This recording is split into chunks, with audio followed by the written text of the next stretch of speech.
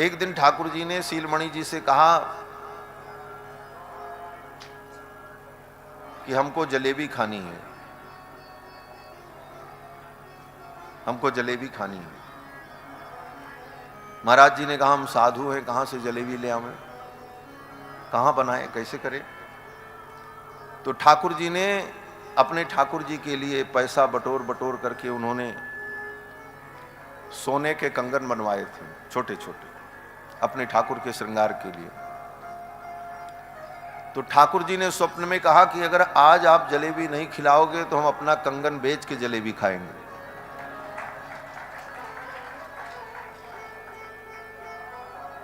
और लीला देखो, रात्रि में भगवान को शयन कराया, वो मध्याह्न में भगवान को भोग लगा करके शयन कराया, और मध्याह्न में ठाकुर जी विश्राम किए, जलेबी का भोग नहीं लगाया। तो ठाकुर जी बालक का रूप धारण करके गए, और अयोध्या में एक जगह है रानी बाजार, उस रानी बाजार में मिठाई की दुकान हुआ करती थी। ले जाकर के वो सोने का कंगन दिया छोटा सा, बोले ये सोने का है, इसे ले लो, इसके बदले में जलेबी दे दो। दुकानदार ले तो लिया, जलेबी भी दे दिया।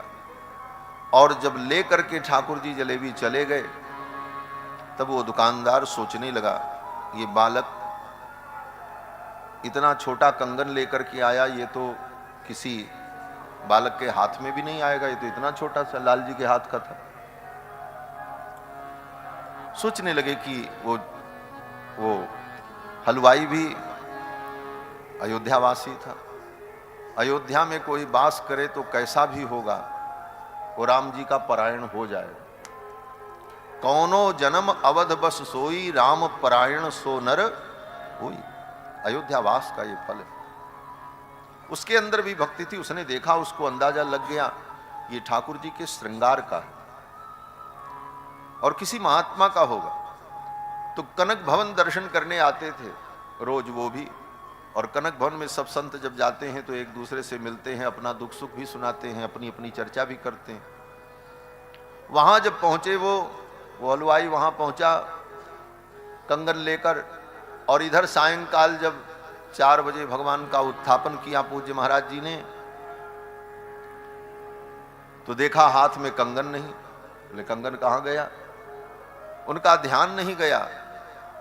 सोचा हो सकता है कहीं फूल माला में उतर गई हो, निकल गया हो। और फिर भगवान का उत्थापन करके और बैठ करके माला लेकर के भजन कर रहे थे, तब तक वो ये चर्चा चारों तरफ हुई, मंदिर में भी ठाकुर जी का कंगन गायब है। किसी महात्मा ने कनक भवन के परिसर में भी चर्चा की, आज लाल साहब का कंगन गायब हो गया। उस हलवाई ने सुना, उसके ध्यान आया, बस यही कंगन होगा, किसी चोर को मिला था, वो चोर लेकर के गया था। ला करके दिखाया, बोले महाराज जी ये तो नहीं है। महाराज जी ने कहा बस यही हमारे ठाकुर जी का कंगन, ये तुम्हारे पास कैसे गया। तब उसने बताया कि एक बालक, 5 वर्ष का बालक आया और इस कंगन को दे करके जलेबी लेकर के गया। महाराज श्री रो पड़े, बोले तुम सौभाग्यशाली हो, भगवान ने तुम्हें दर्शन दिया, तुम्हारे अयोध्यावास का फल तुम्हें मिला। तो महाराज सीलमणि जी भगवान के ऐसे भक्त हुए जो सख्य भाव से, सखा भाव से भगवान की उपासना करते, और भगवान को कहते हैं ठाकुर जी आप अयोध्या के राजकुमार हो, और आपकी गुंडई जो है अयोध्या की गलियों में चलती, ताज बकीली ऐन छबीली हसन सुधा के कुंडे हैं, बिहसत परत कपोलन पे यति मधुर प्रेम जनु फंदे हैं, सीलमणि अवधेश छैल छवि छके अवध के गुंडे। सीलमणि जी कहते हैं आप तो छके गुंडा हो अयोध्या। तो राम जी की इस झांकी का दर्शन भक्तों ने बड़े भाव से किया है। राम जी बाल लीला करते हुए मृगया करते, और जब मृगया करने राम जी जाते तो लक्ष्मण जी भी उनके पीछे पीछे घोड़े पर बैठ करके जाते। अथैनम पृष्ठतो भेति सधनु परिपालयन लेकिन लक्ष्मण जी शिकार करने के लिए मृगया करने नहीं जाते, मृगया तो राम जी करने जाते, लक्ष्मण जी उनकी सेवा में पीछे पीछे जाते। राम जी अपने क्षत्रिय धर्म का पालन करने के लिए मृगया करते, और लक्ष्मण जी अपने भागवत धर्म का, शरणागत का जो धर्म है, सेवक का जो धर्म है, उस धर्म का पालन करने के लिए लक्ष्मण जी पीछे पीछे जाते। महर्षि वाल्मीकि कहते हैं, अथैनम पृष्ठतो भेदी, राम जी के पीछे पीछे चलते। क्यों? बोले राम जी की रक्षा करने के लिए, कि कहीं कोई सिंह व्याघ्र राम जी के ऊपर आक्रमण न कर दे पीछे से। और राम जी जब मृगया करते तो लक्ष्मण जी उनकी सुरक्षा करते। राम और लक्ष्मण दोनों भाइयों का परस्पर प्रेम कितना विलक्षण है। महर्षि वाल्मीकि कहते हैं, बाल्यात् प्रभृति सुस्निग्धो लक्ष्मणो लक्ष्मीवर्धनः। बचपन से ही लक्ष्मण जी का राम जी के चरणों में समर्पण है, अनुराग है। ऐसा नहीं कि लक्ष्मण जी बड़े हुए तब उनको ये ज्ञान हुआ कि बड़े भाई के चरणों में प्रेम करना चाहिए, वो पिता तुल्य है, ये ऐसी बात नहीं। बचपन से, बाल्यात् प्रभृति सुस्निग्धो लक्ष्मणो लक्ष्मीवर्धन रामस्य लोक रामस्य भ्रातुर्ज्येष्ठस्य नित्यसः। अपने ज्येष्ठ भ्राता रघुनंदन के चरणों में इनकी बचपन से ही निष्ठा। श्रीमद् वाल्मीकि रामायण के इसी श्लोक का अक्षरशः अनुवाद श्री गोस्वामी जी ने मानस में किया।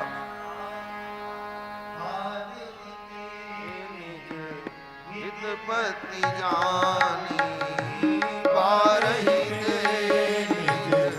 हितपति जानी लक्ष्मण राम चरण रतिमानी। लक्ष्मण राम रतिमानी बारही निज हितपति जानी बारही निज हितपति जानी लक्ष्मण राम चरण रतिमानी। लक्ष्मण राम चरण रतिमानी। बाल्यात् प्रभृति सुस्निग्धो, इस प्रसंग की एक भावपूर्ण व्याख्या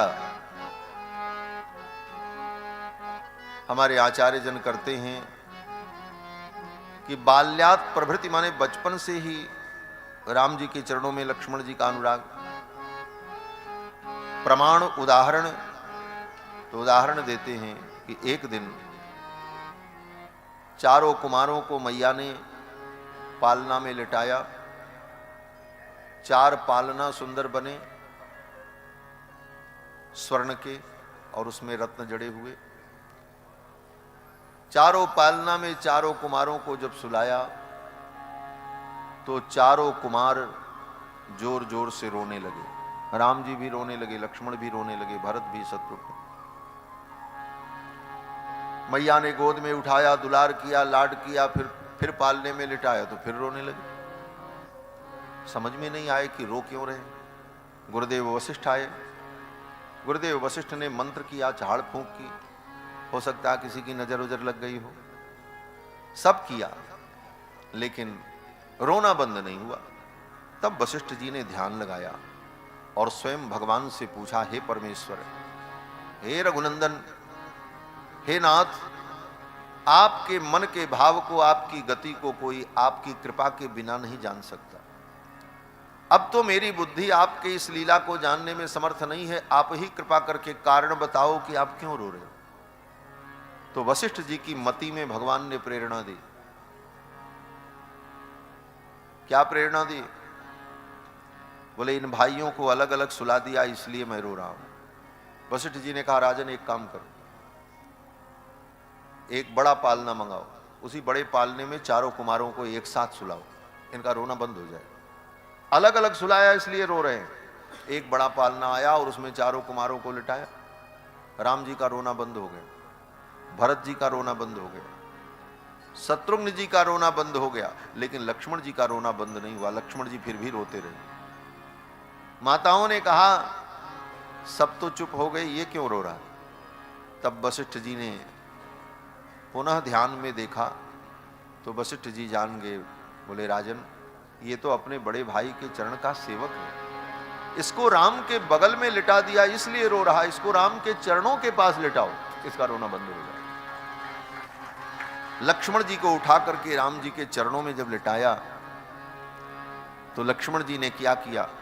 बोले लक्ष्मण जी का रोना बंद हो गया और धीरे से लक्ष्मण जी ने करवट ली और राम जी के चरण के अंगूठे को अपने मुख में रख करके चुसुर चुसुर चूसने लगे। जैसे बच्चा अपना अंगूठा पीता है, उसी तरह ठाकुर जी के अंगूठे का, चरणारविंद के अंगुष्ठ का पान करने लगे।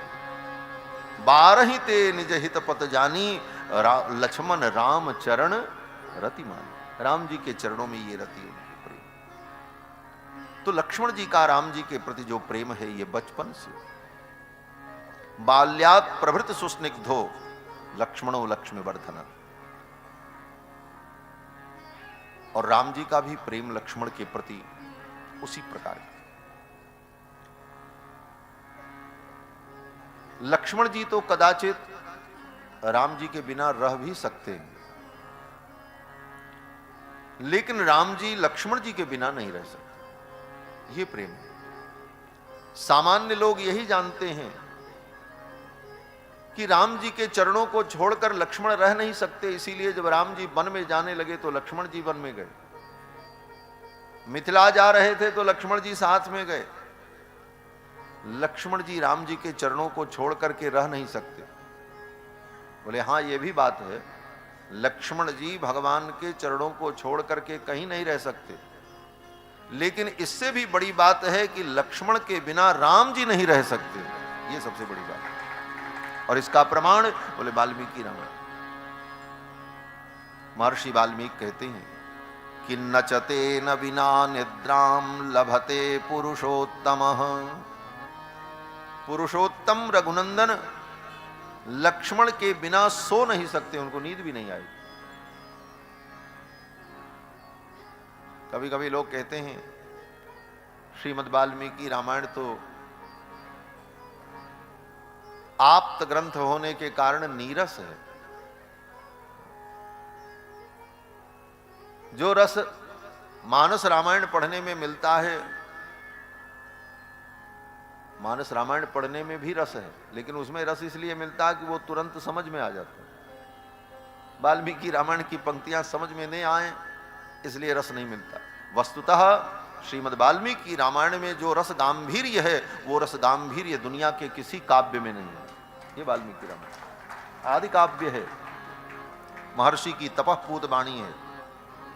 वाल्मीकि रामायण के सामने सब महाभारत 18 पुराण सब उससे अवर ही। वाल्मीकि रामायण में जो भाव गांभीर्य है अद्भुत, और रस वाल्मीकि की वाणी में जब इसका आस्वादन करें, बार बार चिंतन करें, बार बार अनुष्ठान करें, बार बार पढ़ें, तब हृदय में वो भाव प्रकट हो। महर्षि वाल्मीकि कहते हैं कि नचते न बिना निद्राम लभते पुरुषोत्तम। लक्ष्मण जी के बिना पुरुषोत्तम राम को नींद नहीं आती। मृष्टमन्नमुपानीतम अस्नाति नहितम बिना। लक्ष्मण जी के बिना भगवान को भोजन भी अच्छा नहीं लगता। सुंदर सुस्वाद व्यंजन भोजन उनके सामने रख दो, राम जी के सामने, और लक्ष्मण जी न हो तो राम जी भोजन भी नहीं करते। इसीलिए लक्ष्मण जी जबरदस्ती ठाकुर जी के पास ही रहते हैं। बोले हम रहेंगे तब ये सोएंगे, हम रहेंगे तब ये विश्राम करेंगे, हम रहेंगे तो ये भोजन करेंगे, और अगर हम नहीं रहे तो न ये विश्राम करेंगे न भोजन करेंगे, तो इनको बहुत कष्ट होगा। इसलिए लक्ष्मण जी सदा भगवान के पास रहते हैं। अहम सर्वम करिष्यामि जाग्रत स्वपतश्चते। लक्ष्मण जी कहते मैं आपकी सर्वविध सेवा करूंगा, आप जागते रहो, सोते रहो, जैसे रहो, हम तो आपके पास रहेंगे और हम रहेंगे आपकी सब सेवा कर लेंगे।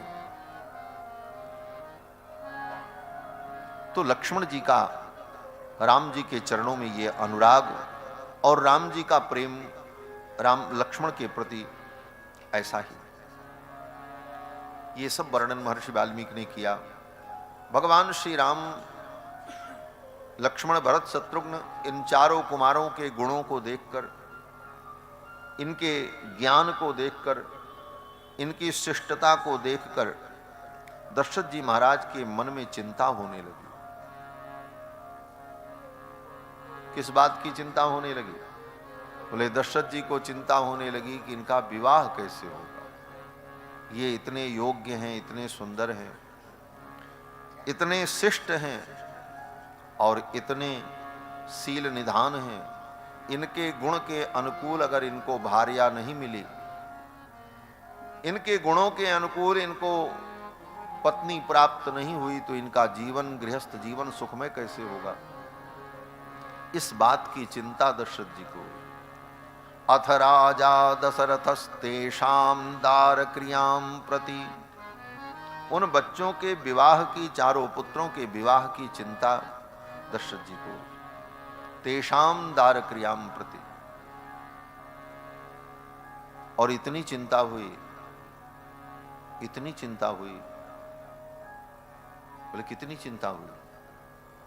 बोले थोड़ी चिंता होती है तो व्यक्ति अपने दिल में रखता है, कुछ ज्यादा हो जाए तो अपने किसी खास व्यक्ति से वो कहता है, उससे भी ज्यादा हो जाए तो और लोगों से भी कहता है, और बहुत हो जाए तो फिर वो सबसे कहता फिरता है। दशरथ जी को राम जी के विवाह की इतनी चिंता हुई कि दशरथ जी ने अपने मंत्री सुमंत्र से कहा राजसभा बुलाई जाए, राजसभा का सत्र प्रारंभ हो। पूरी कैबिनेट बुलाई गई, सारे मंत्री बुलाए गए, सभा हुई।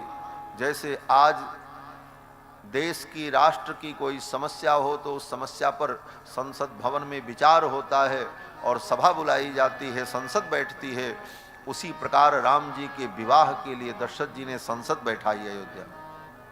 सभी मंत्रियों को बुलाया और मंत्रियों को बुलाकर, अपने पुरोहितों को बुलाकर, आप कहोगे हम अपने मन से कह रहे हैं, वाल्मीकि जी एक ही शब्द में ये सारे भाव कह देते हो। क्या शब्द है? बोले चिंतयामास धर्मात्मा सोपाध्यायस्य बांधवः। दशरथ जी ने अपने उपाध्यायों को, उपाध्याय माने गुरु, जितने गुरुजन थे, वामदेव, जाबाली, मार्कंडेय, असित, देवल, वशिष्ठ, कात्यायन, इन सभी महर्षियों को बुलाया। बांधवाह, अपने बंधुजनों को, रिश्तेदारों को भी उस दिन संसद में बैठने का अवसर दिया, आप लोग भी बैठो। और इतना ही नहीं, चिंतयामास धर्मात्मा मंत्री मध्य महात्मनः, और अपने मंत्रियों को बैठाया। और दशरथ जी ने कहा अब आप लोग विचार करो, आज की सभा का यही विषय है कि मेरे राम का विवाह कैसे। सब मंत्री लोग और पुरोहित सब राजा दशरथ का मुख देखने लगे। दशरथ जी इतने भोले हो गए, चक्रवर्ती सम्राट होकर और अपने पुत्र के विवाह के लिए सभा में चर्चा कर रहे हैं। जिसको लाख बार गर्ज होगी वो आएगा और अपनी बेटी का विवाह करेगा। वर पक्ष कभी स्वयं विवाह का प्रस्ताव नहीं करता। दशरथ जी ने ये बात जब रखी तो सभी मंत्री लोग आश्चर्यचकित हुए। चर्चा प्रारंभ हुई और इधर चर्चा हो रही थी, तब तक श्री विश्वामित्र जी महाराज का अयोध्या आगमन हो गया। क्यों? बोले उधर भी चिंता हुई, दोनों तरफ जब चिंता हुई,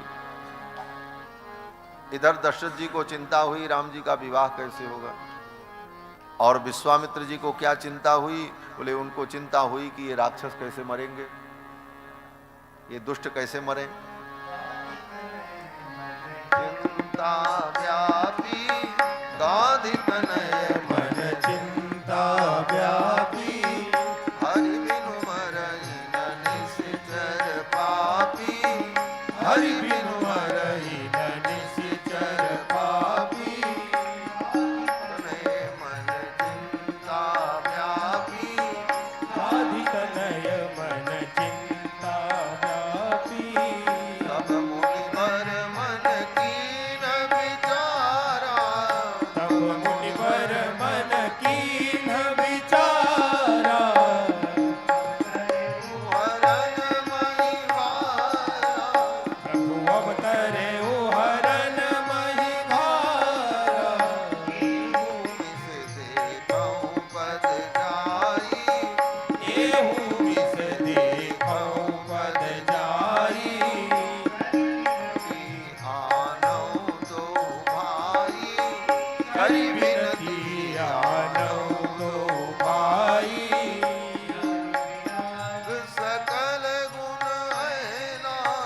ज्ञान विराग सकल गुण ऐना,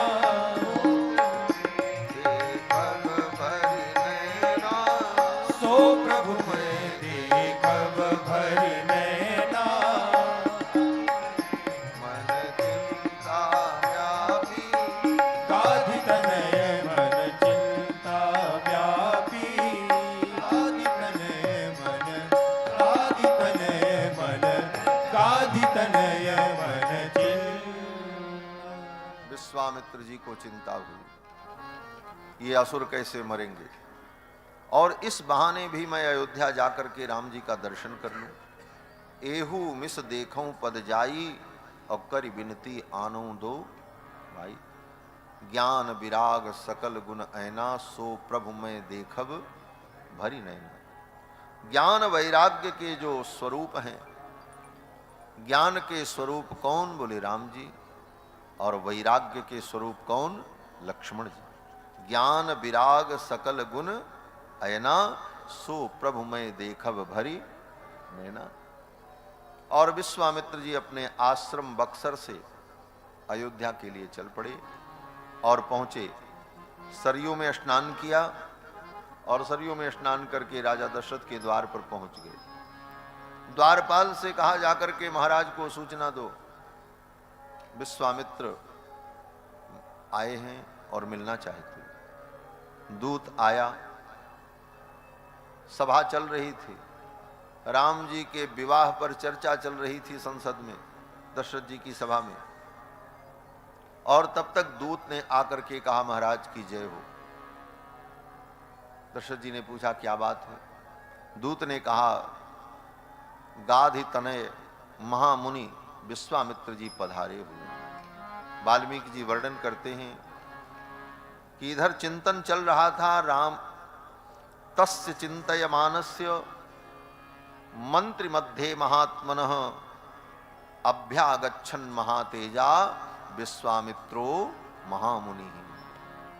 उसी समय विश्वामित्र जी आए और सराज्ञा दर्शनाकांक्षी, सूचना आई कि महाराज का दर्शन करना चाहते हैं विश्वामित्र जी। द्वाराध्यक्षानुवाच, द्वाराध्यक्ष द्वारपाल ने आकर के बताया। जिस विषय पर संसद में चर्चा हो रही थी वो विषय वहीं रुक गया और दशरथ जी महाराज विश्वामित्र जी का स्वागत करने के लिए अपने मंत्रियों को लेकर और अपने पुरोहितों को लेकर के चल पड़े। द्वार पर संत आ जाएं, गुरुजन आ जाएं, महापुरुष आ जाएं, तो कितना भी बड़ा काम तुम कर रहे हो उसे छोड़ करके चल पड़ो उनके स्वागत के लिए। यही मर्यादा है, यही शिष्टाचार है। और अगर नहीं उठे, नहीं चले, तो संत के अनादर का, भगवत भक्त के अनादर का जो पाप है वो पाप लगे।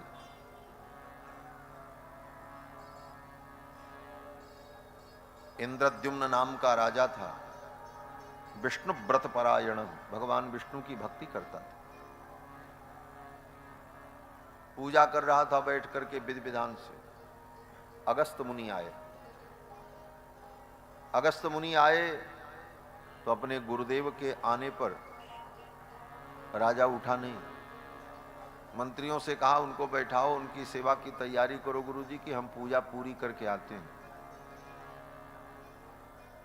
अगस्त मुनि को क्रोध आ गया, शाप दे दिया, बोले जाओ हाथी जैसे बैठे हो हाथी हो जाओ। वही अगले जन्म में गजराज बना जो भागवत में कथा है। गुरुजी ने कहा हाथी हो जाओ, हाथी जैसे बैठे हो, उठ नहीं सकते। बोले महाराज भगवान की पूजा कर रहा था, वो तो भगवान की पूजा छोड़ करके कैसे जाता। बोले भगवान की पूजा महत्वपूर्ण है, परंतु जिन भगवान को गुरु की कृपा से तुमने जाना, भगवान की पूजा से परम कल्याण होगा ये तुमने कैसे जाना। बोले गुरुजी से ही तो जाना। भगवान की महिमा क्या है, भगवान के भक्ति की महिमा क्या है, भगवान के पूजा की महिमा क्या है, पूजा कैसे की जाती है, ये सब कुछ तुमने किससे जाना। बोले गुरु से जाना। और वो गुरु आ गए बोले उस समय सब पूजा छोड़ दो और उनके स्वागत में उठ करके चल पड़ो। ये गुरु की महिमा है।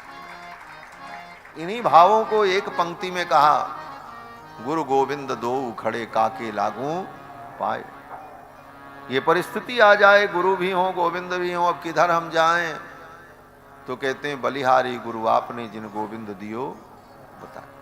उस समय तो गुरु जी के पास जाओ, गुरु की शरण में चले जाओ। क्यों? बोले भगवान नाराज हो जाएंगे तो गुरु तुमको बचा लेंगे। भगवान के रुष्ट होने पर गुरु बचा लेंगे, लेकिन अगर गुरु रुष्ट हो जाएं तो भगवान भी तुमको नहीं बचा पाएंगे। ये गुरु के लिए। आचार्य के रुष्ट होने पर, गुरु के रुष्ट होने पर भगवान भी रक्षा नहीं करते। इसलिए आचार्य महापुरुष संत पधारें तो पहले उनके स्वागत के लिए चल पड़ो। दशरथ जी महाराज उतनी महत्वपूर्ण सभा छोड़ करके चल पड़े स्वागत के लिए। मुनि आगमन सुना जब राजा, मिलन गयौ लय विप्र समाजा। करि दंडवत मुनि ही सन्मानी, साष्टांग प्रणाम किया विश्वामित्र जी को दशरथ जी ने। करि दंडवत मुनि ही सन्मानी, और निज आसन बैठा रे नियानी। आदर पूर्वक लेकर के आए और अपने आसन पर विराजमान किया और पूजा की। सराग्य प्रतिगृह्यार्घम शास्त्र दृष्टेन कर्मणा। शास्त्र की विधि से विश्वामित्र जी की पूजा की। आचार्य और गुरुजनों की पूजा जब करो तो जो शास्त्र कहे उस प्रकार से करो, अपने मन से मत करो। हमारा मन करता है महाराज को हम अपने हाथ से खिलावें, हमारा मन करता है महाराज को हम अपने हाथ से इनको कपड़ा पहनावें, बोले ये सब नहीं। जो विधि है उतना करो। क्या विधि है? बोले आचार्य गुरुजन आए तो पहले उन्हें आसन दो। विष्टरो विष्टरो विष्टरः, पहले उनको बिस्तर दो। ये संस्कृत में विष्टर शब्द है, वही बिगड़ करके हिंदी में बिस्तर हो गया है। पहले बिस्तर दो बैठने के लिए। बिस्टरो विष्टरो विष्टरः। बिस्तर ही हिंदी में बिस्तर है, उसी को संस्कृत में बिस्तर कहते हैं। बिस्तर दिया और फिर चरण पखार कीन अति पूजा। फिर चरण धो, पाद्य समर्पण, चरण धोना और फिर अर्घ्य देना। सराग्य प्रतिगृह्यार्घम शास्त्र दृष्टेन कर्मणा। शास्त्र की विधि से, मधुपर्क विधि से दशरथ जी महाराज ने विश्वामित्र जी का पूजन किया, भोजन कराया और फिर विश्वामित्र जी ने दशरथ जी का कुशल समाचार पूछा। कुशलम चाव्ययम चैव पर्यपृच्छत नृपाधिपम। विश्वामित्र जी ने दशरथ जी से पूछा, राजन सब कुछ कुशल तो है? दशरथ जी ने कहा, भगवान आपकी कृपा से सब आनंद मंगल है। और फिर दशरथ जी ने कहा, गुरुदेव मैं आपकी क्या सेवा करूं? उसी समय चारों भाई आए, राम लक्ष्मण भरत शत्रुघ्न। दशरथ जी ने उन कुमारों से कहा, गुरुदेव के चरणों में प्रणाम करो। फिर तो चारों कुमारों ने विश्वामित्र जी के चरणों में जब प्रणाम किया, मेले सुत चारी पुनि चरण मेले सुत चारी।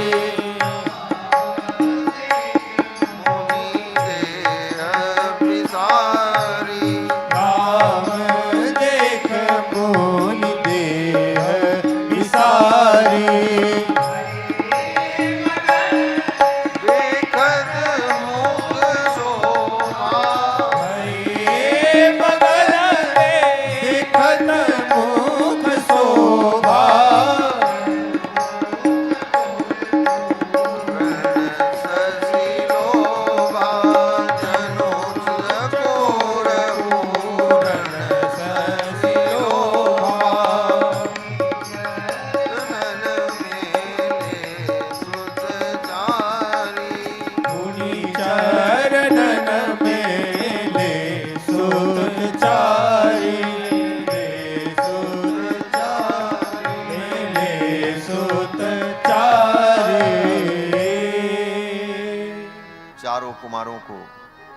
दशरथ जी ने विश्वामित्र जी के चरणों में प्रणाम कराया। कैसे प्रणाम कराया? बोले सब बच्चों को विश्वामित्र जी के चरणों में से रख दिया मानो। कहा बेटे प्रणाम करो। एक साथ चारों भाइयों ने जब प्रणाम किया, पुनि चरणन मेले सुतचारी, और चारों जब उठ करके खड़े हुए प्रणाम करके, विश्वामित्र जी ने जब राम जी को देखा तो राम देख मुनि देह विसारी। विश्वामित्र जी की सुध बुध खो गई, आत्मविस्मृति हो गई। राम जी के सौंदर्य माधुर्य को देखकर, भगवान के मुखारविंद के सौंदर्य को देखकर, उनके माधुर्य को देखकर, उनकी सौम्यता को देखकर, उनके कारुण्य को देखकर, राम जी के गांभीर्य को देखकर, राम जी के चातुर्य को देखकर, ये सब भगवान के जो गुण हैं, गांभीर्य, चातुर्य, स्थैर्य, धैर्य, शौर्य, पराक्रम, इन एक एक गुणों की बड़ी अद्भुत व्याख्या भगवत पाद श्री रामानुजाचार्य ने शरणागति गद्य में भगवान के गुणों का जब स्मरण किया है तो उन गुणों की व्याख्या का अनुभव करें, बड़ा अद्भुत विषय। भगवान के उन गुणों को देखकर विश्वामित्र जी महाराज तो अभिभूत हो गए। और फिर दशरथ जी ने कहा, गुरुदेव मैं आपकी क्या सेवा करूं? विश्वामित्र जी ने तो पहले दशरथ जी की बड़ी प्रशंसा की। दशरथ जी के व्यवहार से, उनकी सेवा से विश्वामित्र जी का रोम रोम हर्षित हो गया। हृष्ट रोमा महातेजा विश्वामित्रोभ्यभाषत। विश्वामित्र जी का रोम रोम हर्षित हो गया और विश्वामित्र जी ने कहा, राजन तुम धन्य हो, तुम्हारे जैसा राजा इस धरती पर कोई नहीं। सदृशम तव सदृशम राज शार्दूल तवैवं भुवि नान्यतः। हे राजन, तुम्हारे जैसा राजा इस धरती पर कोई नहीं।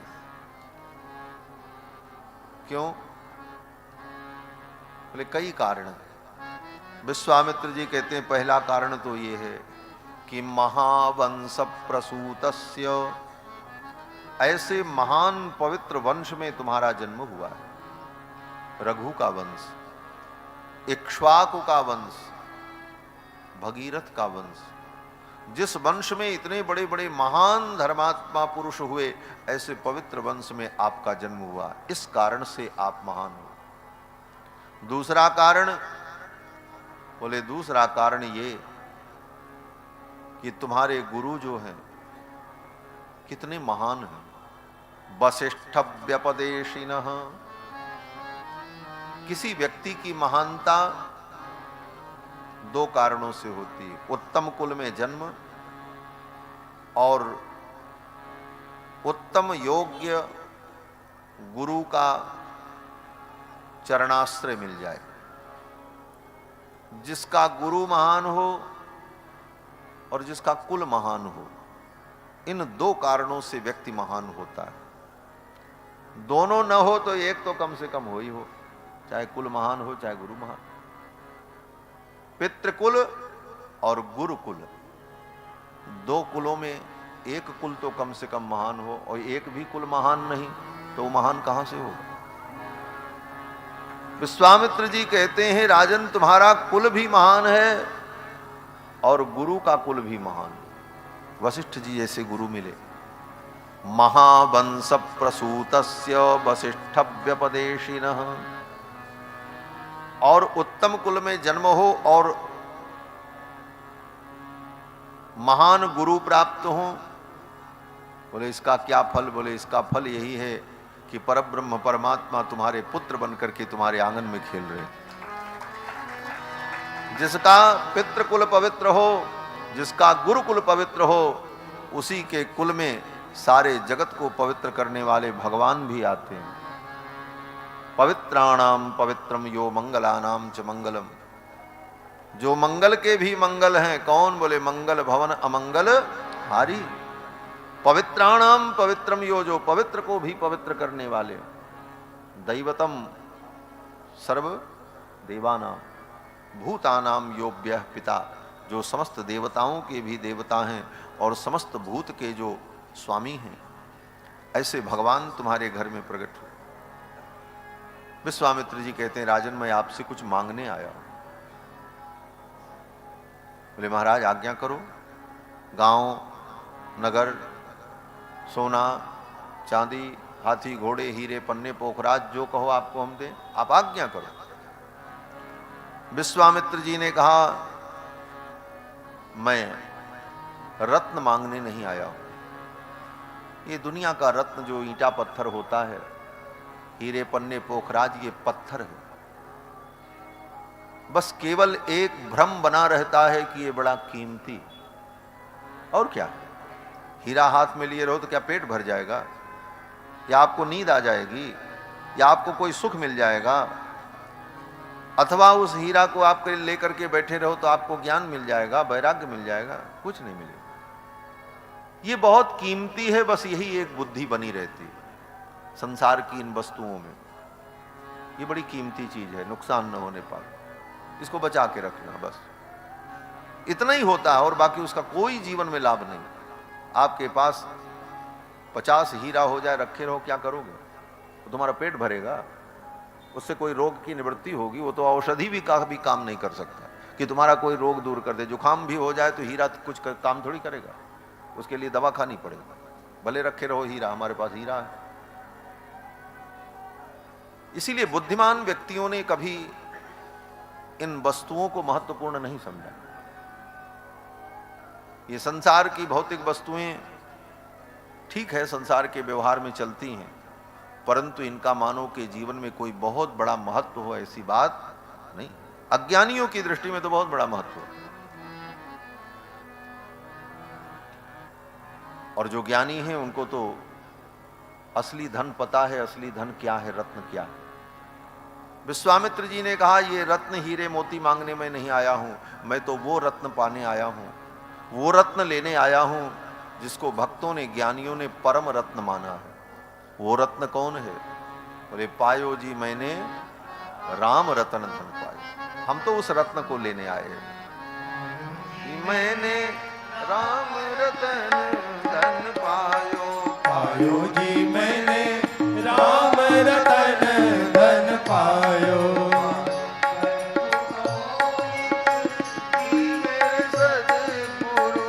वसु अमोलिक भी मेरे सतगुरु।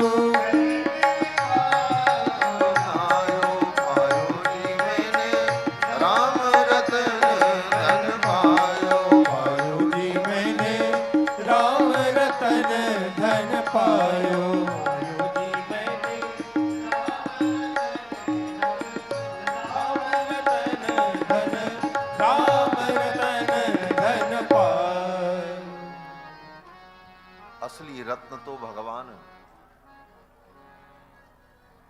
और वो रत्न ही नहीं है, नीलमणि है।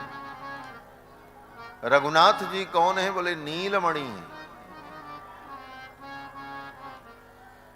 और ऐसे नीलमणि को, परम रत्न को पाने के लिए विश्वामित्र जी आए।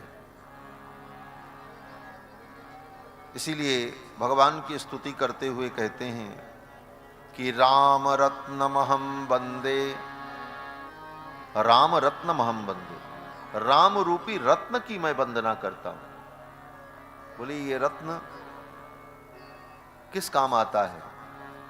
तो भक्त ने कहा, जानकी कंठ भूषणम, जो जानकी के कंठ का भूषण है। जानकी जिस रत्न को अपने कंठ में, अपने हृदय में धारण करती हैं, उस रत्न को, राम जी ही रत्न। विश्वामित्र जी ने कहा, मैं तो आपके ज्येष्ठ पुत्र रघुनंदन को लेने आया हूं। आप अपने ज्येष्ठ पुत्र रघुनंदन को अनुज लक्ष्मण के सहित मेरे साथ विदा कर दो। मैं यज्ञ करता हूं तो असुर विघ्न करते हैं, इनके द्वारा उन असुरों का संहार होगा और इनकी कीर्ति बढ़ेगी, और आपकी कीर्ति और यश संसार में फैलेगा, और आप निर्भय होकर, संकोच रहित होकर अनुज के सहित अपने ज्येष्ठ पुत्र राम को मुझे दे दो। देहु रघुनाथा, अनुज समेत देहु रघुनाथा, निश्चर बध में होम सनाथा, निश्चर बध में होम सनाथा,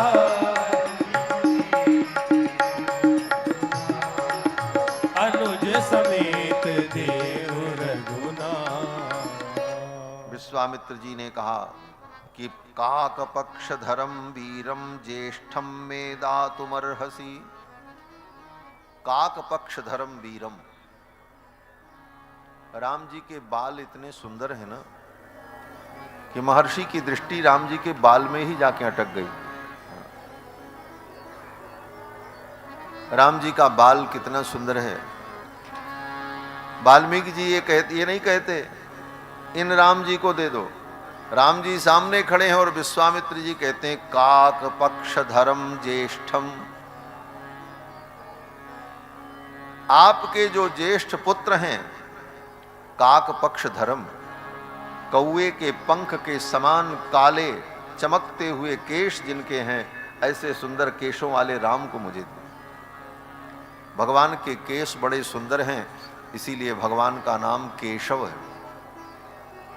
केशव माने जिनके केश बड़े सुंदर हो।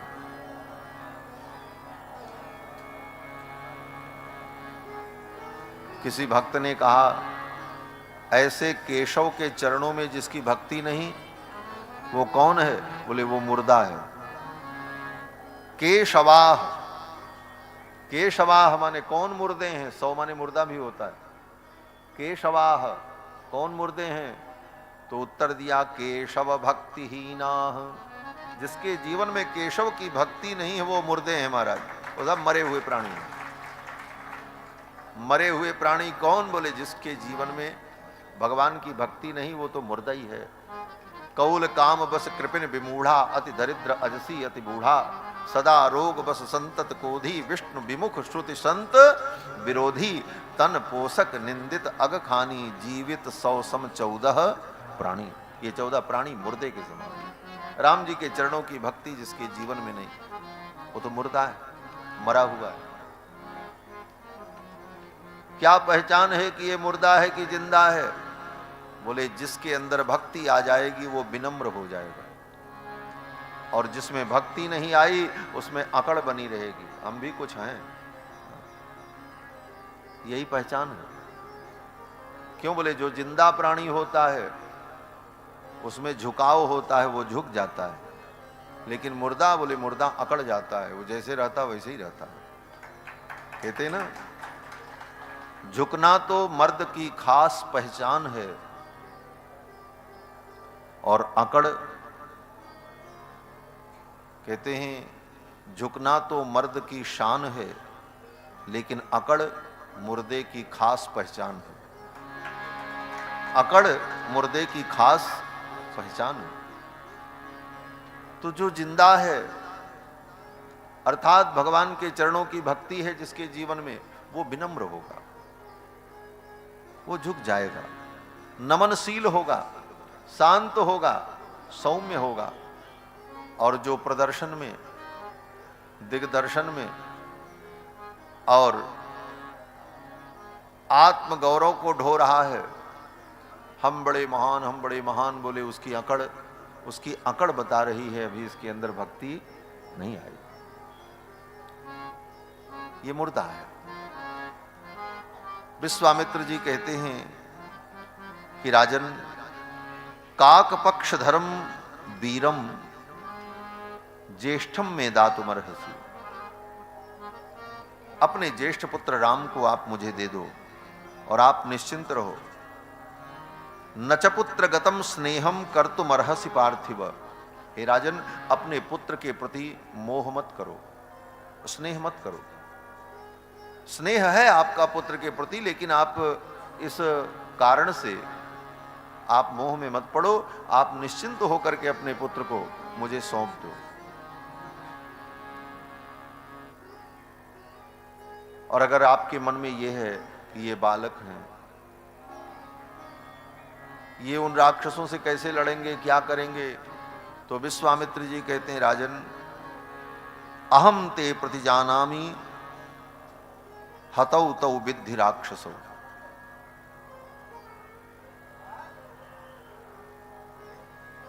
अहम ते प्रतिजानामि।